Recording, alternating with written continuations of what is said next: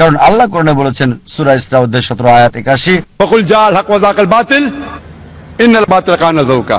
যখন সত্য মিথ্যার বিরুদ্ধে দাঁড়ায় মিথ্যা ধ্বংস হয়ে যায়, আর মিথ্যার ধ্বংস অনিবার্য।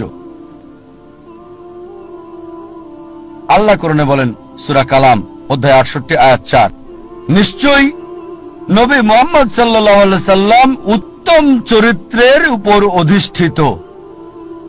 আল্লাহ বলেন সূরা আহজাব অধ্যায় 33 আয়াত 21, অবশ্যই নবী মুহাম্মদ সাল্লাল্লাহু আলাইহি সাল্লামের জীবনের মধ্যে তোমাদের জন্য রয়েছে উত্তম আদর্শ।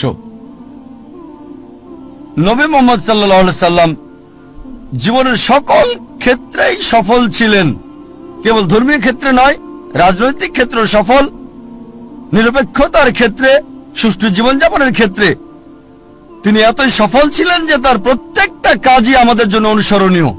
তিনি কি পড়তেন, যদি অনুসরণ করেন ইনশাআল্লাহ সওয়াব পাবেন। আদেশ করেছেন আর নিজেও টাকনুর উপরে কাপড় পরতেন, যদি টাকনুর উপরে কাপড় পরেন ইনশাআল্লাহ পুরস্কার পাবেন। ওই ব্যক্তির মতো বিজ্ঞানী হতে চাইলে আইজাক নিউটনের লম্বা চুল সাহায্য করবে না, তার জুতা সাহায্য করবে না, কাপড় সাহায্য করবে না। কিন্তু যদি নবীজির মতো হতে চান, তিনি যা করেছেন সেগুলোর মতো তাকে কপি করেন, আপনার কল্যাণ হবে এই পৃথিবীতে, পাশাপাশি আখিরাতেও। তিনি বলেছেন দাড়ি রাখতে, যদি দাড়ি রাখেন ইনশাআল্লাহ কল্যাণ হবে আপনার।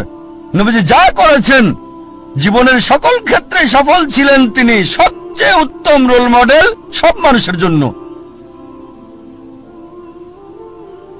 ইসলামের ইতিহাসে আরো কয়েকজন রোল মডেল, তারা হলেন আল আশারে মুবাশশিরা, সেই 10 জন যারা জান্নাতে সুসংবাদ পেয়েছেন। এটা আছে সুনান তিরমিজি ভলিউম নাম্বার 4 হাদিস নাম্বার 1171। নবীজি 10 জনের নাম উল্লেখ করে গেছেন: আবু বকর সিদ্দিক, ওমর বিন আল খাত্তাব, উসমান বিন আফফান, আলী ইবনে আবি তালিব, তালহা বিন উবাইদুল্লাহ, জুবাইর বিন আওয়াম, আব্দুর রহমান বিন আউফ, সাদ বিন আবি ওয়াক্কাস, সাদ বিন জায়েদ, আবু উবাদা ইবনে আল জারাহ। এই 10 জন লোককে বেহেশতের সুসংবাদ দিয়েছেন নবী মুহাম্মদ সাল্লাল্লাহু আলাইহি সাল্লাম। ইতিহাসে আরো অনেক রোল মডেল রয়েছেন, এখানে বিস্তারিত বলার সময় নেই। অনেক মহিলা রয়েছেন যারা রোল মডেল। সবচেয়ে বড় উদাহরণ মা মরিয়ম, যিশু আলাইহিস সালামের মা। আল্লাহ কোরআনে বলেন সূরা আল ইমরান অধ্যায় 3 আয়াত 42, ওয়াইস কালাতুল মালাইকাতু ইয়া মারয়ামু, আর ফেরেশতা এসে বলল, হে মরিয়ম, ইন্নাল্লাহা আস্তাফাকি ওয়া তাহারাকি ওয়াস্তাফাকি আলা নিসাল আলামিন, আল্লাহ তোমাকে বাছাই করেছেন আর পবিত্র করেছেন আর তোমাকে মনোনীত করেছেন সব নারীদের মধ্যে। মরিয়ম আলাইহিস সালাম, তাকে মনোনীত করা হয়েছে পৃথিবীর সব নারীদের মধ্যে। এছাড়াও আসিয়ার কথা বলা যায়, আল্লাহ তাকে শান্তিতে রাখুন, ফিরাউনের স্ত্রী ছিলেন। আল্লাহ বলেন সূরা তাহরিম অধ্যায় 66 আয়াত 11, তিনি আল্লাহ সুবহানাহু ওয়া তাআলার কাছে দোয়া করেছিলেন, হে আমার প্রতিপালক, আমার জন্য একটি গৃহ নির্মাণ করো জান্নাতে তোমার কাছে, আর আমাকে উদ্ধার করো ফিরাউন এবং তার সকল প্রকার দুষ্কর্ম থেকে। তার মানে তিনি দোয়া করেছিলেন জান্নাতে একটু স্থান চান আল্লাহ সুবহানাহু ওয়া তাআলার কাছে তার সমস্ত ধন সম্পদের বিনিময়ে। সেই সময়ে সবচেয়ে ধনী লোকের স্ত্রী ছিলেন তিনি, সে সময়ে সবচেয়ে ক্ষমতাধর মানুষ ছিল ফিরাউন। খাদিজা রাদিয়াল্লাহু আনহার কথা বলা যায়, নবীজি সাল্লাল্লাহু আলাইহি সাল্লামের প্রথম স্ত্রী তিনি। ফাতিমা রাদিয়াল্লাহু আনহার কথা বলা যায়, নবীজি সাল্লাল্লাহু আলাইহি সাল্লামের কন্যা। এরা ছিলেন মহিলাদের জন্য রোল মডেল। আমরা সেরা দম্পতির উদাহরণ দিতে পারি, উত্তম স্বামী এবং স্ত্রী নবী মুহাম্মদ সাল্লাল্লাহু আলাইহি সাল্লাম এবং বিবি খাদিজা রাদিয়াল্লাহু আনহা।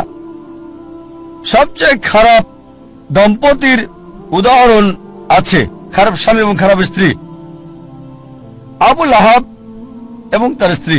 আল্লাহ বলেন সূরা আল-লাহাব অধ্যায় 111 আয়াত 3, তারা দুজনেই আগুনে জ্বলবে। ভালো স্বামী এবং খারাপ স্ত্রীর উদাহরণ রয়েছে। আল্লাহ বলেন সূরা তাহরিম অধ্যায় 66 আয়াত 10, লূত আলাইহিস সালাম এবং নূহ আলাইহিস সালামের স্ত্রীদের মধ্যে এর উদাহরণ রয়েছে। তারা ছিলেন সৎকর্মশীল এবং আল্লাহ সুবহানাহু ওয়া তাআলার অনুগত, কিন্তু তাদের স্ত্রীরা তাদেরকে মানত না। আল্লাহ এই সমস্ত স্ত্রীকে দোজখে দেবেন। ভালো স্ত্রী এবং খারাপ স্বামীর উদাহরণ রয়েছে। আমি আগে বলেছি আসিয়া, আল্লাহ তাকে শান্তিতে রাখুন, ফিরাউনের স্ত্রী।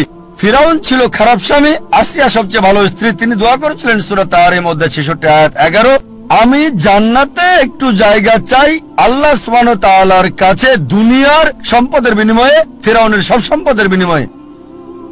এমন অনেক উদাহরণ আছে। নবীজি মুহাম্মদ সাল্লাল্লাহু আলাইহি ওয়াসাল্লাম বলেছেন, আল্লাহ শক্তিমান বিশ্বাসীকে বেশি ভালোবাসেন। বর্তমান সময়ে অনেক উদাহরণ আছে। এমন একটা নাম শেখ বিন বাজ, আল্লাহ তাকে রহম করুন, রহিমুল্লাহ। সামর্থ্য কম ছিল, অন্ধ ছিলেন, তারপরও অনেক জ্ঞানী ছিলেন তিনি। যদিও অন্ধ ছিলেন তবুও তার সময় অন্যতম সেরা পণ্ডিতদের একজন।